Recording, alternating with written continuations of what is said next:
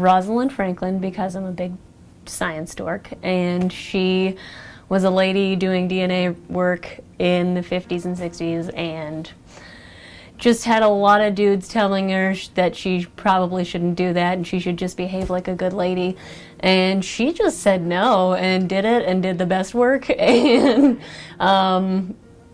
basically revolutionized how we see cells and genetics and made genetics happen. So she's awesome. And then just like 100 other people. Ladies are great. I always try to remember my roots and give credit to the people who have helped me along the way. Every time I talk to Sister Marcia, whether it's about my ASC class or just a different project I have, she always inspires me. Every time I talk to her, I feel beautiful and loved, and she really makes me feel like a good person. She really inspires me to be a strong leader. A woman that inspires me is Dorothy Vaughan. She was one of the 3 main characters in the movie Hidden Figures, and she was an African American woman who was the first ever woman to supervise the West Area Computing Department section, and she also taught the entire section how to program and basically stop them from losing jobs completely and being unemployed. The woman who inspires me the most is my mom. It's like a cliche answer, but for me she's my superwoman. Because I'm here because of her, and whatever I am now is because of her. She's a mother, but she's a wife, a sister, and she was the one who used to stitch all of my uniforms, including shirts, blazers, and everything. So I didn't have to go through the trouble of going to a tailor and, having all the measurements and stuff. I admire Saint Gianna Beretta Mala. She is the patron of wives, mothers, and doctors, and the reason for that is because when she was a mother already of 4 children. She was going to have another baby, but she was told that she would die if she went through with the birth. But she did not choose to go with an abortion. Instead, she went through with the birth and gave birth to a beautiful little baby, but she did lose her life in the process. And I think that is just so inspiring that she would rather sacrifice herself for her children instead. Hey, babe. Stop! No, but really? My mom. Yeah, my mom too, or my nana. Well, she's definitely the strongest woman I know. And she is very wise, and she's always there for me, and I just really appreciate her support. Yeah. Yeah, mine's kind of the same, but my mom's very supportive of everything I do, and she's always been proud of me and making sure that I strive for my best, and she's also a very hard worker. And she's just great. Yeah. Same with my Nana too. She's very supportive and always, talking about everything involved and asking about my friends too, so she's really caring in that way. The person I admire is my mom. My mom is just such a strong and kind-hearted woman. She has played the role of mom and dad my whole life. She was the one who took my brother to baseball games. She was the one who coached his soccer team.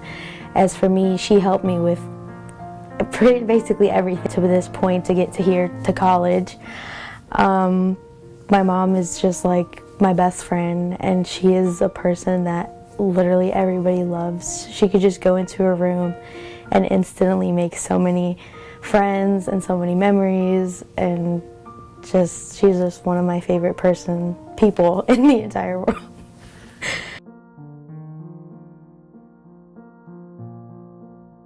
I think my path was very bumpy. At 18, I think I knew exactly what I wanted to do and where I was going to go. I was going to be an elementary school teacher, and then things happened. My mom passed away at that time. I didn't go to the college that I thought I was going to go to, and I got married younger than I thought I was going to, and all of a sudden that aspect of my life didn't matter anymore. My whole purpose for wanting to be an elementary school teacher was because I wanted to make a difference in a child's life. And I find myself now looking at all of you and some of the things that I'm able to do, and I feel like I've reached that goal, but in just a very different way. And so I went and finished my college education late in life and found myself at Newman. I used to be such a shy person, so stepping out and making myself more extroverted really empowered me, built up my confidence, and got me to where I am now. My path of empowerment has actually been largely due to my family. I'm really thankful for my mother and my sister and my grandparents for really showing me truly what it means to be a woman and how to effectively be a woman. That being said, as an older sister to an 11-year-old brother, I had to learn how to mature quickly and how to be a role model to him. And I really did look at my mom, my sister, my grandparents as how to be an effective role model. I've always loved history, and so I always was like intrigued by all the different characters like George Washington, Abraham Lincoln, you know, the classic characters that you know. And I knew that in the future I was like, I'm going to be in the history books. I don't know how, somehow I'm going to be, hopefully for good things. And as I got older, I realized I became very frustrated that there were no women in history books. And so I just started trying to look for them, and it was almost as if they were like this silent voice that was behind the scenes in everything. And so I kind of made it my mission to learn more about them, and in learning more about them, like, I've just grown so much and felt so much more empowered to be like, they did all of these things, like I can do them as well. And I actually listened to a podcast, it's called the History Chicks podcast, I'll just put a plug in. And it's wonderful, and they go through like so many different women and like how they've changed and impacted history, and like knowing that I can do that in my day-to-day life, like that empowers me a lot. So that's definitely my path of, at least currently, of where I kind of reach for and find empowerment. A lot of it has come from like strong building blocks of how I was raised. I stopped having that fear of holding back my opinion, because you have to remember that your voice means just as much as everyone else's. Don't hold back. If you have an opinion, let it fly. A lot of it also has come from like relationships. I learned a lot about respecting myself as a person, knowing my boundaries, and being vocal whenever one of them is crossed. And that's a very big part to empowering yourself, is figuring out what you do and don't want in your life. So when I was younger, I was really shy, you know, I talked and stuff, but I wasn't that vocal, especially like I didn't like confrontation, I was not about that life. But I didn't see a lot of people who were women in power. And so coming to college, it's really been a shift, because a lot of my professors are women, strong, powerful women. One day last year, I walked into Dr. Berg's office and I sat down and I was so frustrated. I was just ranting to her, and she told me, don't ever let a man silence you.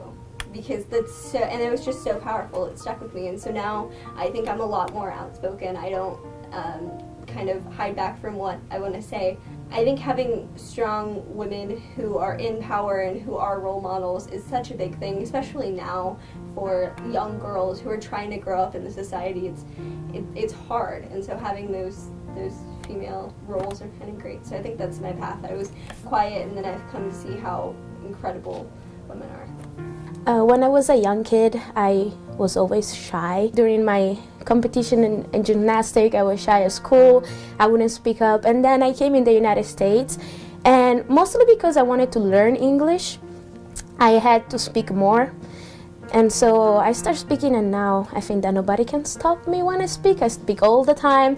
I just like to talk. That's my thing. And so I became president of ISA thanks to Ashley, the last president, and then that's kind of how my voice gets heard, because in class still I'm not speaking, but usually outside I'm involved and I like to speak. The first thing that came to my mind, and so I know it to be true, is the fact that, first of all, I came from a strong woman, from my mother, and I believe strong women grow other strong women. And then most definitely the fact that I belong to the Sisters Adorers of the Blood of Christ. That's my women's religious community. And almost everything about who I am today is because of the sisters. all the women that I've lived with, powerful, strong women, all the education we've received, everything that we've let influence us and that we have chosen to get involved in local, national, and global issues. And that goes back to the sister that started our sisters, St. Maria de Matias, who was a powerful woman and bucked a lot of the stereotypes of the time in the early 1800s for a young woman of her age. So I have to say it's the sisters. One woman can do a lot, but a whole lot of women can do a whole lot of good together for the world, and that's what we have been and are still trying to do. And I really hope that just my presence alone with other people helps empower, especially young women, to know how beautiful, loving, and great they are, and that they hold up half the sky and can definitely change the world.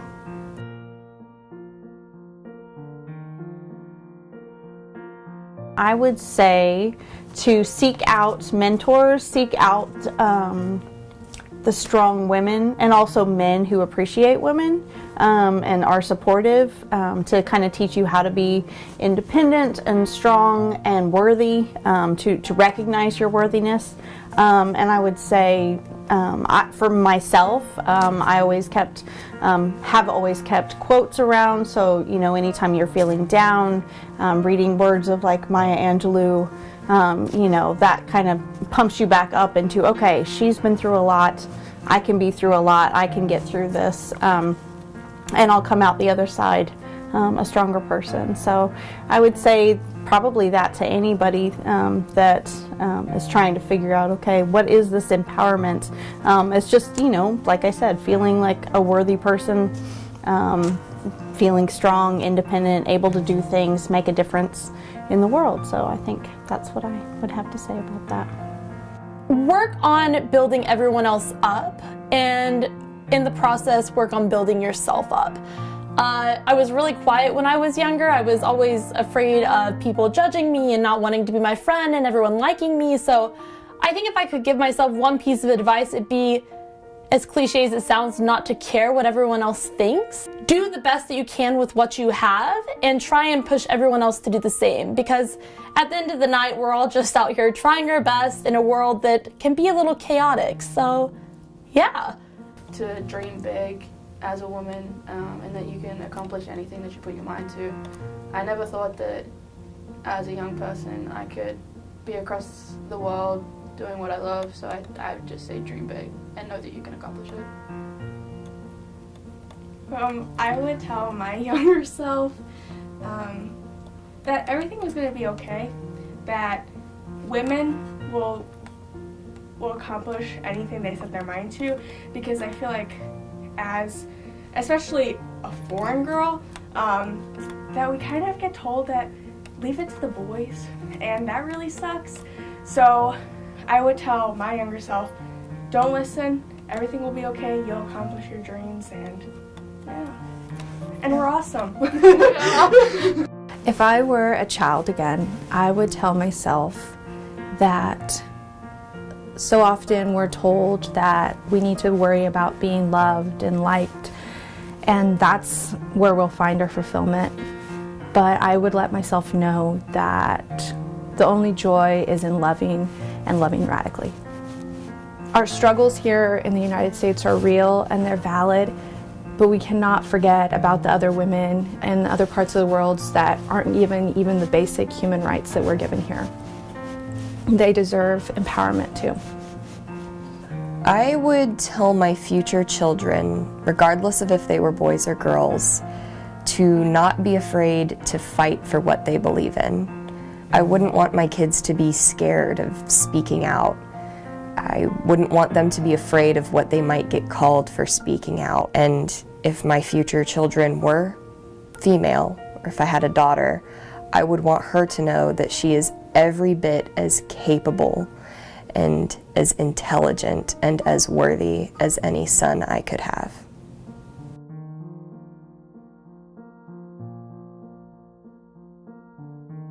That all women are regarded as equal to men in every way possible, and that they're recognized for their bent toward collaborative leadership and cooperation. And this is what we sorely need in society today. So I look for women to be leaders in the future. I hope that women in the future don't feel the need to have to be what society thinks they should be and how they need to act, just to be themselves. And yeah, you do you, boo-boo. I hope that women can have equal access to quality education and healthcare, and that they can achieve equality. My vision is for the same, except I hope that all women will empower each other in the future and continue to give, girl love and encourage and support one another in all their endeavors. You are so worthy and so capable of achieving any and all of the dreams that you set your mind to. Instill some of that faith that you share with others in yourself as well, and to try and build up women around you too. Strive to be more like the people that you look up to, whether they're male or female. Don't let your fears of what you can and can't achieve hold you back and keep you from pursuing them in the first place, because it's when you let go of all that that you're going to do great things. Whenever you're ready. Solid. Okay. We've done this together. That's it. Yeah.